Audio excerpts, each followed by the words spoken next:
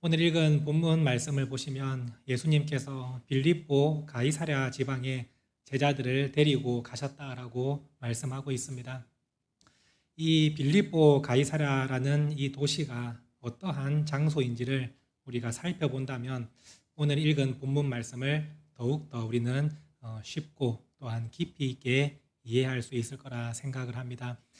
이 빌립보 가이사랴라는 이 도시는 이스라엘 그 지역에서 가장 최북단에 위치한 도시입니다. 우리가 구약의 이스라엘 나라를 생각해 본다면 가장 위쪽에 위치한 도시가 이 빌립보 가이사랴입니다. 바로 그 위에는 그 지역에서 가장 높은 산이라고 불리는 헤르몬 산이 이제 존재합니다.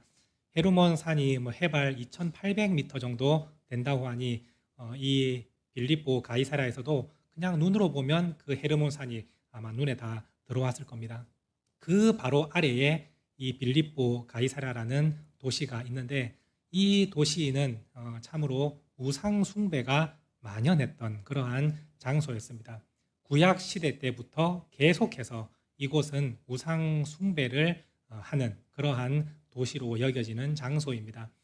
구약의 이 도시를 바알갓 혹은 바알 헤르몬이라고 지역의 이름을 붙입니다. 바알이라는 이름이 붙었다는 것을 생각해 볼 때에 구약 당시에 얼마나 이곳에서 바알을 숭배했는지를 우리가 알 수가 있을 것입니다.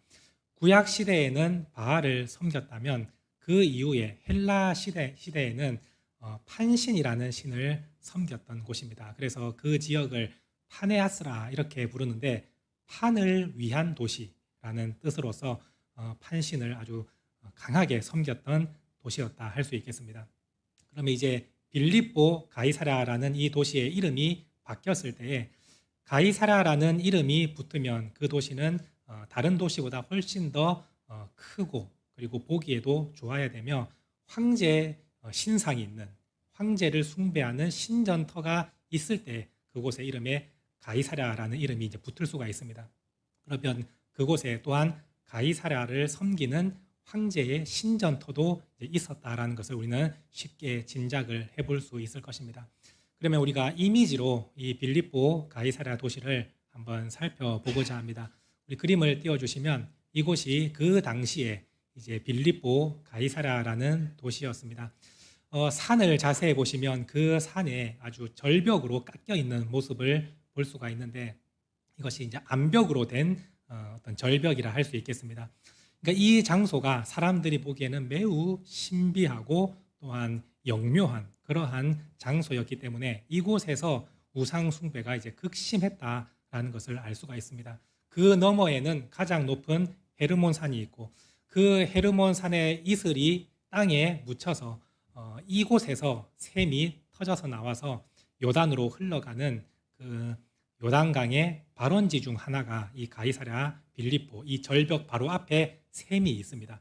그러니까 그곳에 샘이 이제 계속해서 솟아나는 걸 보면 그 당시 사람들이 볼 때 이 장소는 참 신비한 장소다 이렇게 생각이 되지 않겠습니까? 또한 이곳에는 큰 동굴도 존재합니다. 좀 더 이 절벽산을 가까이서 살펴보면 아마 이러한 모습이라 할 수 있겠습니다. 제일 왼쪽에 보시면 큰 건물이 하나 보이는데 이곳이 이제 황제 가이사를 위한 신전입니다. 그 신전 뒤에 보시면 여러분들이 잘 보이실까 모르는데 큰 동굴이 사실 이 신전에 약간 가려져 있지만 어떻게 잘 보시면 그 동굴이 아마 보이실 겁니다. 이 동굴을 그 당시 사람들은 지옥의 문이라 이렇게 생각을 했습니다. 이곳에 이제 죽은 사람이 떨어지는 곳이고 또한 그곳에서 악한 영들이 이제 올라오는 신들이 출입하는 그곳을 지옥의 문이다라고 생각을 했고 가이사랴 이 빌립보에 이러한 큰 동굴이 이제 있었을 때에 사람들이 얼마나 경외감과 두려움에 사로잡혀 있었는지를 우리는 짐작을 해볼 수가 있습니다. 여기 보시는 좌측 건물이 황제 가이사를 위한 신전터라고 할 수 있겠고 이 동굴의 오른편에 위치한 곳이 아까 말씀드린 판신, 그리스 로마 신화에 나오는 판이라는 신을 숭배하는 신전터입니다. 우리가 판신은 잘 알려지지 않았지만 이미지를 보시면 이러한 느낌이라 할 수 있겠습니다. 머리에는 염소의 뿔이 달려 있고 그리고 상반신은 사람인데 하반신은 염소입니다. 이 두 가지가 이제 합쳐진 신이 판신이었고, 이 판신을 보는 자는 모두 다 두려움에 떨었다라고 그리스 로마 신화에는 기록을 하고 있습니다. 그래서 적들을 대할 때 이 판신이 나타나면 적들에게 두려움과 공포를 주는 신으로 이 신이 아주 이름이 나여 있었습니다. 그래서 우리나라 말에 공포와 어떤 극심한 두려움을 느낀다, 이것을 영어로 표현하면 우리 보통 이제 패닉 상태다 이렇게 설명하지 않습니까? 그 패닉이라는 단어가 판신에서 유래된 단어라는 것을 생각해 볼 때 그 당시 사람들이 이 판신을 얼마나 두려워했는지, 그리고 이 신들이 출입하는 그 지옥의 문 동굴을 사람들이 얼마나 무서워했는지를 우리는 이제 짐작해 볼 수가 있을 것입니다.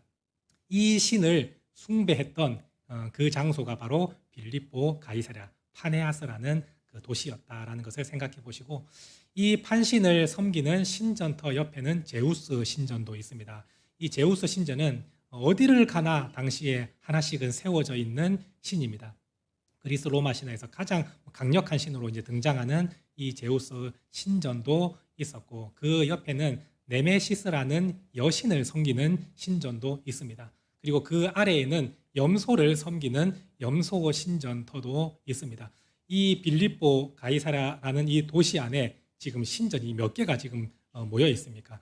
이러한 우상 숭배가 만연했 이 장소에 예수님께서 제자들을 데리고 가셔서 오늘 이 질문을 하신다라는 것을 여러분들이 기본적인 배경을 가지고 말씀을 읽으시면 훨씬 더 쉽게 이해가 될 것입니다.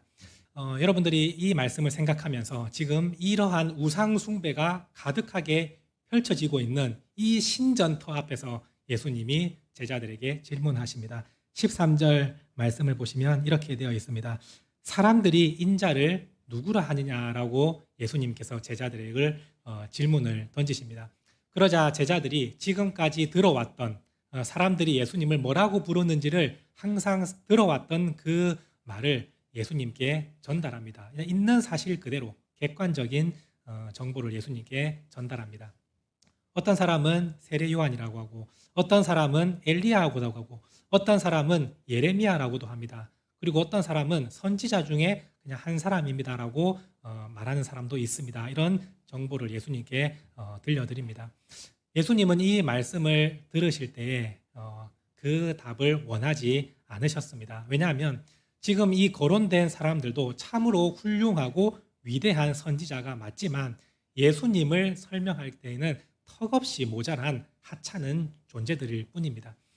그 당시에 세례 요한이 아주 회개를 외치는 엄청난 센세이션을 불러일으킨 선지자였지만 예수님을 설명하기에는 턱없이 부족한 사람이 세례 요한이지 않습니까? 사람들은 당시에 예수님이 세례 요한이 죽었다가 다시 환생한 그러한 분으로서 예수님을 바라보고 있었고, 또 어떤 사람은 엘리야로 예수님을 생각하고 있었습니다. 엘리야는 하나님께서 구약의 예언을 통해서 말씀하신 메시아를 보내기 전에 미리 내가 앞서 보내는 선지자가 있는데 그 사람이 엘리야다라고 하나님은 말씀하셨는데, 메시아가 오시기 전에 지금 예수님이 미리 오신 것 아니냐라고 예수님을 엘리야로 생각하는 사람도 있었습니다. 또한 어떤 사람은 예수님을 예레미야와 동일한 그러한 선지자로 보았습니다. 예레미야가 어떤 선지자입니까? 눈물로 남유다가 멸망할 것을 예고했던 그 선지자가 예레미야 선지자 아닙니까? 예수님도 똑같이 눈물로 이 성전이 무너질 것이다, 이 나라가 망하게 될 것이다, 예수님은 그것을 예언하셨는데 그 모습과 비교해 봤을 때 예수님이 혹시 예레미야와 똑같이 이런 멸망을 예고하는 눈물의 선지자가 아니냐 이렇게 생각하기도 했다는 것입니다. 그런데 이 모든 것은 예수님을 잘못 이해한 오해에서 비롯된 생각들입니다. 그래서 예수님은 그것이 아니라는 것을 말씀하고자 하셨고, 제자들에게 다시 한번 이렇게 질문을 하십니다. 15절 말씀을 보시면 그러면 너희는 나를 누구라 하느냐라고 예수님은 제자들에게 다시 한번 질문을 하십니다. 그때에 베드로가 나서서 이렇게 고백을 합니다. 16절 말씀을 함께 읽도록 하겠습니다. 시몬 베드로가 대답하여 이르되 주는 그리스도시요 살아계신 하나님의 아들이시니이다. 지금 아까 그림에서 보셨다시피 우상 숭배가 가득한 그곳에, 그리고 동굴이 신들이 드나들고 죽은 자들이 다녀야 될 그런 지옥의 문, 그곳에 예수님께서 제자들에게 질문하실 때 그 앞에서 베드로는 당당하게 믿음을 고백합니다. 주님이 그리스도시고 주님은 하나님의 아들이십니다. 이런 고백을 합니다. 우리가 생각할 때에 아니 그 신전이 그 뭐라고 그 앞에서 이 고백이 그렇게 대단하고 위대한 고백이냐라고 말하는 분도 계실 겁니다. 그런데 우리가 시대가 지나서 그것을 바라보면 이게 너무나 하찮은 것이라고 생각할 수 있지만 오늘 우리의 상황 가운데에서 이 베드로의 신앙 고백을 다시 한번 생각해 보십시오. 지금 우리가 가난이라는 그런 궁핍함에 처해 있고 또한 질병이라는 이런 병을 가지고 있고 또한 우리의 미래가 캄캄한 그 가운데에서 우리가 주님 앞에서 이런 고백을 할 수 있습니까? 주님이 그리스도시고 주님만이 하나님의 아들이십니다.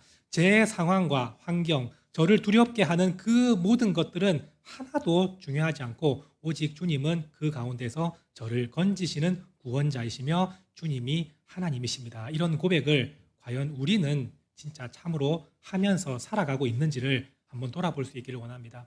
우리도 세상을 살아가면서 조금만 어려움이 있으면 주님을 잊어버리고 주님의 능력이 마치 없는 것처럼 절망할 때가 있지 않습니까? 그런데 그 가운데에서 여러분들은 진짜 고백할 수 있습니까? 주님이 구원자이시고 주님은 하나님의 아들이십니다라는 그 고백을 과연 우리는 할 수 있는지 한번 돌이켜볼 수 있기를 원합니다. 지금 베드로의 신앙 고백이 바로 그러한 상황 가운데에서 나왔던 고백이라는 겁니다. 황제도 신이 아닙니다. 황제가 아무리 말을 해도 주님 앞에서는 그건 아무것도 아닙니다. 왜냐하면 주님은 하나님의 아들이시기 때문입니다. 이러한 고백이 지금 베드로의 입에서 나오게 되었다는 것입니다. 우리가 생각할 때 하나님의 아들이라는 이 고백이 어떻게 보면 하나님보다 좀 열등한 그런 아들로서 생각하는 분도 아마 계실 겁니다. 그런데 이 시대에 하나님의 아들이라는 의미는 하나님보다 열등하고 하나님한테 혼나는 그런 아버지의 아들의 느낌이 아니라 사실은 아버지의 모든 것을 상속받는 상속자라는 의미가 바로 이 아들의 개념입니다. 그러므로 우리가 하나님의 아들이신 예수님 할 때에는 우리가 하나님보다 조금 못하고 하나님의 눈치를 봐야 되는 그러한 예수님이 아니라 하나님의 모든 권한을 그대로 가지고 계시는 하나님의 아들, 상속자이시다라는 의미로서 하나님의 아들이라고 성경에서 말씀하고 있는 것입니다. 이것을 잘못 해석하기 시작하면 저 다른 이단 종교처럼 엉뚱한 해석이 나오는 겁니다. 아버지가 있고 아들이 있으면 엄마는 어딨냐라고 해서 어머니 하나님이 나오기 시작을 하는 것이죠. 그런데 이 아들은 우리가 생각하는 그런 아들이 아니라 모든 권한을 가진 그것을 아들로 표현을 하는 것입니다. 그러니까 나중에 아마 그 종교 이단은 이제는 어머니도 생기고 아들도 생겼으니 아들만 있냐 딸도 있다 하면서 딸도 나올 것이고 삼촌도 나오고 작은 아빠도 나오고 아마 다 나올 겁니다. 그것이 저런 잘못된 해석을 가지면 저렇게 이제 간다라는 것을 생각을 하시고 여러분들은 하나님의 아들, 하나님과 동등하신 분, 하나님의 모든 권한을 가지신 분, 그것이 하나님의 아들 예수님이다. 이거를 정확하게 이해할 수 있게 되기를 원합니다.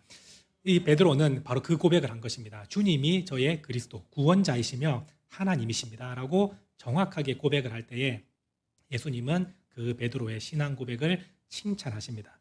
오늘 말씀을 보시면 이렇게 기록하고 있습니다. 17절 말씀을 우리 함께 읽도록 하겠습니다. 예수께서 대답하여 이르시되 바요나 시모나 내가 복이 있도다.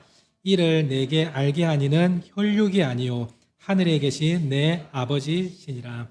베드로가 정확한 신앙 고백을 할 때 세상 사람들은 예수님을 정확하게 이해하지 못하는 상황 가운데에서 베드로는 정확하게 예수님을 구세주로, 구원자로 고백하며 하나님과 동등한 하나님의 아들이십니다. 이렇게 고백할 때에 주님은 그 베드로를 이렇게 칭찬하십니다. 그것은 혈육으로 되는 것이 아니라 하나님께서 깨닫게 하셨기 때문에 가능한 일이다. 이렇게 말씀합니다. 그래서 네가 복이 있다. 예수님이 이렇게 칭찬을 하십니다. 오늘 우리가 예수님을 믿는다. 이 자체는 여러분들이 스스로 믿는 것이 아닙니다. 하나님께서 깨닫게 하시고 성령께서 역사하시기 때문에 여러분들이 예수님을 믿게 되는 것입니다. 그러므로 우리가 이 말씀을 교리적으로 접근을 하면 구원은 우리의 지식과 경험과 우리의 힘으로 되는 것이 아니라 하나님의 선물이 되는 것입니다. 하나님께서 우리에게 구원의 선물을 내밀어 주셨고 우리가 그것을 믿음으로 받기만 했을 뿐입니다. 그것이 오늘 이 말씀에서 말씀하시는 그것이 혈육으로 되는 것이 아니고 네 능력과 노력이나 사람의 가르침으로 되는 것이 아니라 하나님께서 깨닫게 하셨기 때문에 가능합니다. 이렇게 말씀을 하고 계시는 것입니다. 여러분들이 혹시 이 말씀을 생각하면서 하나님께서 과연 나를 사랑하시고 하나님께서 과연 지금도 나와 함께하고 계시는가에 대해서 혹시나 의문이 들 때에 여러분들이 이 신앙 고백을 다시 한번 생각해 보시기를 바랍니다. 여러분들이 진심으로 내가 예수님을 진짜 구원자로 믿는다라고 한다면 그것은 여러분들이 스스로 하는 고백이 아닙니다. 하나님께서 깨닫게 하시고 하나님께서 선택하셨고 하나님이 사랑하시기 때문에 그 고백이 나올 수 있게 되었다는 것은 지금도 하나님은 여러분과 함께 하시고 여러분들 붙들고 계시다는 그 말과 동일한 것입니다. 내가 구주로 고백하는 것 성령의 역사이며 내가 구주로 고백할 때 성령님이 나와 이미 함께하고 계신다는 그 사실을 여러분들이 믿으신다면 이 세상 가운데에서 어려운 일을 만나도 내가 주님을 구주로 고백하고 있다면 주님은 지금 나와 함께하시고 이 문제 가운데에서 나를 지켜주실 줄로 믿습니다라는 고백이 저절로 나오게 되는 것입니다. 오늘 이 사실을 기억하시고 여러분들이 진짜 주님을 내가 믿음으로 고백하고 있는지를 점검하시고 내가 진짜 예수님을 믿고 있다면 주님께서 나를 선택하시고 이미 나를 사랑하고 계시고 나와 지금도 함께하고 계시다는 그 사실에 절대 의심하지 마시고 믿음으로 나아가는 성도님들이 될 수 있기를 간절히 소망합니다. 베드로가 이렇게 신앙 고백을 하였고 주님의 이 칭찬을 들었습니다. 그리고 주님은 그 베드로의 신앙 고백을 들으시고 이렇게 말씀을 하십니다. 18절 말씀입니다. 함께 읽겠습니다. 또 내가 내게 이르노니 너는 베드로라. 내가 이 반석 위에 내 교회를 세우리니 음부의 권세가 이기지 못하리라. 베드로의 신앙 고백을 들으시고 예수님은 말씀하십니다. 너는 베드로라. 이 베드로란 이름의 뜻이 반석, 바위라는 뜻입니다. 네 이름이 반석이지 않느냐, 바위이지 않느냐. 지금 여기에 바위가 무수히 많고 이 바위 위에 신전들이 많이 세워져 있는 상황이지만 나는 내 교회를 너의 그 신앙 고백 위에 세우겠다. 이렇게 말씀하십니다. 아까도 그림에서 보셨다시피 그 주위에는 온통 다 바위입니다. 예수님께서 반석을 다시 한번 말씀하셨을 때 제자들이 잘 기억할 수 있도록 그 주위의 사물들을 다시 한번 말씀하시며 다른 신들의 터는 진짜 눈에 보이는 바위 위에 세워져 있지만 나는 너의 그 신앙 고백 위에 내 교회를 세우겠다. 예수님은 이렇게 말씀하시고 음부의 권세가 그 교회를 절대로 이기지 못할 것이다 라고 예수님은 선언하셨습니다. 우리가 생각할 때 갑자기 예수님께서 음부의 권세라는 말이 왜 나왔나라고 생각할 수 있겠습니다. 그런데 이 음부의 권세를 헬라어 원어적으로 그대로 풀어보면 지옥의 문이다라는 표현입니다. 여러분, 지옥의 문, 음부의 문 하면 떠오르는 이미지가 이제는 있으셔야 됩니다. 어떤 이미지가 떠오릅니까? 지옥의 문 하면 떠오르는 이미지가 없습니까? 우리 그림 한번 보여주십시오. 동굴을 한번 그림 보여주시면 좋을 것 같습니다. 아까 제가 말씀드렸던 그 가이사랴 황제를 숭배하는 신전터 뒤에 큰 동굴이 있다고 제가 말씀을 드렸죠. 그 동굴을 당시 사람들은 지옥의 문이라 이렇게 불렀습니다. 근데 주님께서 지옥의 문, 그곳에서 신들이 나오고 악한 영들, 어둠의 영들이 나오고 죽은 자가 이곳에 빠져들어가고 신에게 죄를 지으면 이곳에 들어가서 죽게 되는 그러한 모든 일들은 교회 성도들에게는 절대로 일어나지 않는다라는 것을 이 동굴 앞에서 예수님이 말씀하시는 것입니다. 음부의 권세는 지옥의 문을 의미하고 바로 제자들은 이 문을 생각했을 때 두렵고 공포심이 있었지만 예수님은 거기서 명확하게 설명해 주십니다. 이 지옥의 문도 결코 신앙 고백을 하는 믿음의 성도들에게는 어떠한 영향도 주지 못한다라는 것을 예수님께서 강력하게 제자들에게 선언을 하신 것입니다. 오늘 우리 믿음의 성도들이 다 교회이지 않습니까? 예수님을 구주로 고백하고 예수님을 하나님으로 고백하는 성도들이 모인 곳이 바로 이 교회입니다.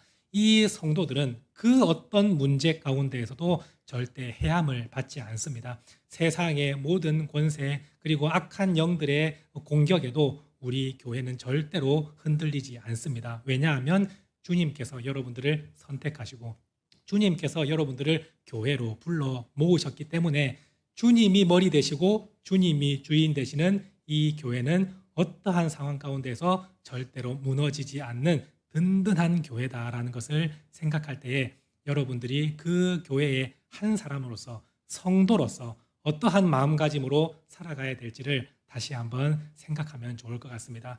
나는 주님이 세우신 이 교회의 일원으로서 성도로서 세상 가운데 어떠한 문제가 나를 둘러싸고 찾아와도 그 음부의 권세는 절대로 나를 해하지 못한다라는 믿음을 가지고 살아가는 우리 성도님들이 될 수 있기를 원합니다.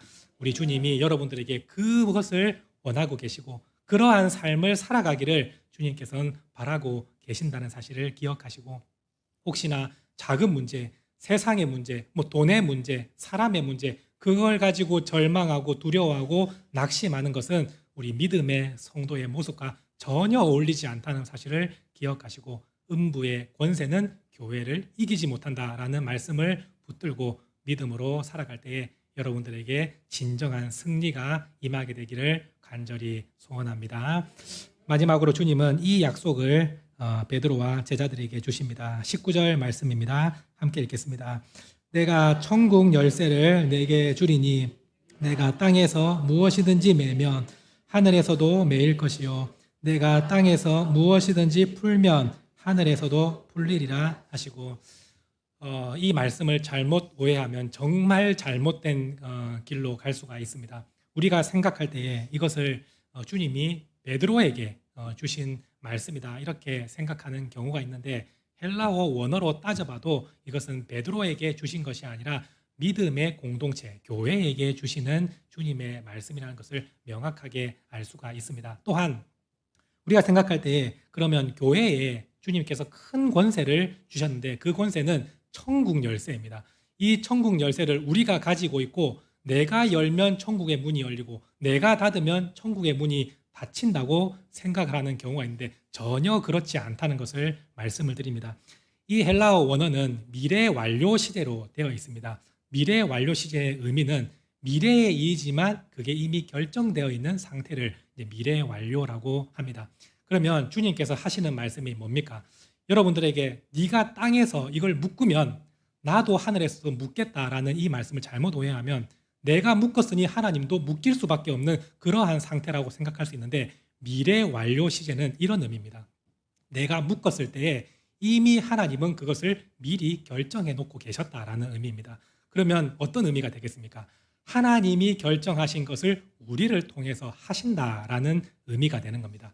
예를 들면 내가 누군가에게 복음을 전했습니다. 그리고 그 사람이 예수님을 영접하고 구원의 자리로 들어왔습니다. 이것을 내가 한 겁니까? 그렇지 않습니다. 하나님이 이미 이 사람을 구원하기로 결정하셨는 것을 내가 그 일을 행할 때 그 일이 이루어졌다라는 의미가 되는 것입니다. 그러면 천국 열쇠라는 게 정확하게 무엇입니까? 천국 열쇠는 우리가 하나님 나라에 들어가는 문을 막 마음대로 열고 닫는 그러한 의미가 아니라 이 천국 열쇠는 복음을 전하는 권세 그리고 잘못된 사람을 징계할 수 있는 권세를 천국의 열쇠다 이렇게 말씀하고 있습니다. 하이델베르크 요리 문납을 보시면 이렇게 정확하게 설명을 하고 있습니다. 천국 열쇠는 무엇입니까? 라는 그 답을 우리 한번 같이 읽도록 하겠습니다. 거룩한 복음의 전파와 교회의 권징인데 이 두 가지를 통하여 믿는 자에게는 천국이 열리고 믿지 않는 자에게는 천국이 닫힙니다. 이렇게 정확하게 설명하고 있습니다. 첫 번째는 복음의 전파. 복음을 우리가 세상 사람들에게 전할 때 그 사람에게 천국의 문이 열어지는 상태가 되는 것입니다. 말씀드렸다시피 이것을 내가 여는 게 아니라 하나님께서 우리를 통해서 여시는 것임을, 주체는 하나님이시다라는 것을 항상 잊지 마시고, 우리가 세상에 나와서 복음을 전할 때 그것이 천국의 문이 열리는 것과 똑같은 상황이지 않습니까? 그래서 여러분들은 하나님의 그 말씀, 예수 그리스도의 생명 되시는 복음을 세상 가운데 전할 수 있는 권세를 받은 성도들이다라는 의미입니다. 우리는 이 복음 전파를 마치 부끄럽고 그리고 창피하고 두려운 것으로 여기는 분이 계시는데, 하나님의 말씀을 내가 받아서 대신 전달할 권세를 부여받은 자들입니다. 그 사람 외에는 이 일을 아무도 할 수가 없는 것입니다. 예를 들면 왕이 어떠한 명령을 내릴 때 내가 먼저 옆에서 들었다고 해서 그 명령을 세상 사람들에게 알릴 수 있습니까? 그랬다가는 그 목이 아마 날아갈 겁니다. 그 왕의 어명을 전할 수 있는 사람은 왕이 권세를 준 사람에게 그것이 임하는 것이고, 그 사람만이 왕의 어명을 전할 수 있는 것입니다. 우리가 그 권세를 얻은 것이고, 그 권세를 얻은 사람이 세상 가운데 전하러 갈 때 왕이 그냥 내버려 두겠습니까? 혼자 보내겠습니까? 혹시나 누군가가 이 사람을 해하면 왕의 어명이 지금 전달되지 못할 상황도 생길 수 있는데 군사들을 같이 붙여서 보내지 않겠습니까? 그만큼 우리가 복음을 전하는 권세를 가졌다면 주님이 우리를 그만큼 철통같이 지켜주신다는 사실을, 이 천국의 열쇠를 받은 자로서, 복음을 전하는 그 사명을 가진 자로서 주님은 말씀하고 계신다라는 것을 여러분들이 기억하시고, 두 번째, 교회의 권징이라고 되어 있는데, 사실 안타까운 것 중에 하나가 교회는 이 권징이 이제 사라져 버렸다라는 것을 알 수가 있을 것입니다. 권징은 교회 안에서 누군가가 진짜 하나님의 말씀대로 행하지 않고 잘못을 행할 때에 교회가 그 사람을 권면하고 징계할 수 있습니다. 그렇게 하면 안 됩니다라고 교회가 말을 할 수 있는데, 만약에 그 말을 들어도 이 성도가 들으려고 하지 않고 내 마음대로 할 건데 당신이 뭔데 나한테 이래라 저래라 하냐라고 하면 교회에서 결국 마지막에는 출교를 시키는 겁니다. 우리 교회에 더 이상 당신은 올 수 없습니다. 이것이 이제 권징인 겁니다. 그러면 보통 이제 교회에서 출교를 당하면 이 사람은 구원의 문이 닫혀 있는 상태입니다. 어디 가서 이 구원을 받을 수 있겠습니까? 근데 지금 우리는 여기서 내가 쫓김을 당하면 다른 교회 가면 되지라고 생각하는 그 상황이지 않습니까? 이것이 하나님의 말씀과 너무나도 맞지 않는 모습이다. 사실은 여러분 그걸 기억하셔야 됩니다. 내가 교회에서 엄청난 문제를 일으키고 다른 교회에 가서 신앙생활을 한다. 사실 하나님이 뭐라고 생각하시고 어떻게 여러분들 보실지 한번 깊이 있게 생각해 보십시오. 교회에서 출교를 당하면 그것이 곧 천국의 문이 닫힌 상태다라는 것을 여러분들이 생각할 때, 지금 교회는 이미 그 권위를 사실 잃어버렸지만 여러분 스스로 그 권징을 생각하고 스스로에게 하나님의 말씀으로 권징할 수 있는 성도들이 될 수 있기를 원합니다. 내가 하나님의 말씀을 잘못 어기고 하나님의 말씀에서 잘못된 길로 가면 사실상 내가 이 천국문에서 닫혀서 쫓겨나게 될 수 있다라는 사실을 기억하시고, 날마다 하나님의 말씀을 붙들고 하나님의 말씀대로 살아가기를 힘쓰는 그 성도들이 될 때에 그 사람에게 천국의 열쇠가 이제 주어진 것과 똑같다라는 사실을 여러분들이 믿음으로 고백하며 나아갈 수 있게 되기를 소망합니다. 이것이 주님께서 우리 성도에게 주신 천국의 열쇠입니다. 여러분들이 복음을 전할 수 있는 권세, 그리고 교회 안에서 누군가가 잘못했을 때 그 잘못을 바로 잡을 수 있는 권세, 그 권세가 여러분들에게 주님이 주신 특권이다라는 사실을 기억하시고, 내가 교회 안에서 어떠한 마음으로 살아가며 또한 세상을 나아갔을 때 어떠한 마음으로 살아가야 되는지 잘 생각해 보시고, 천국 열쇠를 가진 선한 청지기처럼 하늘에서 묶였을 때 우리를 통해서 일하시는 그 하나님의 역사를 여러분들이 성취할 수 있는 성도가 될 수 있기를 원하고, 하나님께서 풀고자 하실 때 나를 통해서 그 일이 일어나는 다는 사실을 기억하시고, 내가 주님의 선한 청지기처럼 그 말씀을 실행할 수 있는 믿음의 성도들이 될 수 있기를 간절히 소망합니다.